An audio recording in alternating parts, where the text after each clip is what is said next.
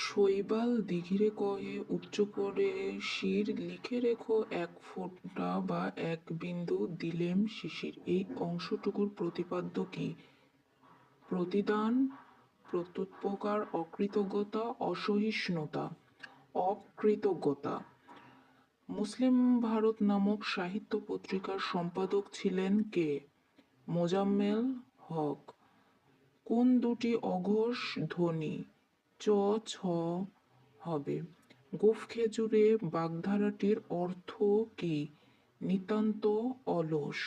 বঙ্কিমচন্দ্র চট্টোপাধ্যায়ের কৃষ্ণকান্তের উইল উপন্যাসের প্রধান দুটি চরিত্রের নাম গোবিন্দলাল ও রোহিণী। এটা বিভিন্ন পরীক্ষাতেই একই প্রশ্ন বারবার রিপিট হয়েছে। কৃষ্ণকান্তের উইল উপন্যাসের প্রধান দুটি চরিত্র গোবিন্দলাল ও রোহিণী। যা পূর্বে ছিল এখন নেই, এক কথায় কি হবে? ভূতপূর্ব। কোন বাক্য সমুচ্চয়ী অব্যয়ে ব্যবহৃত হয়েছে? লেখাপড়া করো নতুবা ফেল করবে। কোন সালে রবীন্দ্রনাথ ঠাকুরের জন্মশতবার্ষিকী পালিত হয়? 1961। বাংলা বানান রীতি অনুযায়ী একই শব্দে কোন দুটি বানানই শুদ্ধ? হাতি বা হাতি।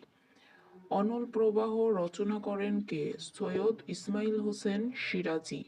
কোন বাক্যে অসমাপিকা ক্রিয়া ব্যবহৃত হয়েছে? আমি ভাত খেয়ে স্কুলে যাব। জীবনানন্দ দাশের রচিত কাব্যগ্রন্থ ধূসর পাণ্ডুলিপি। মানিক বন্দ্যোপাধ্যায়ের পদ্মা নদীর মাঝি। এটা হবে জেলে জীবনের বিচিত্র সুখ দুঃখ। কোন বাক্যে নামপুরুষের ব্যবহার করা হয়েছে? ওরা কি করে? আপনি আসবেন?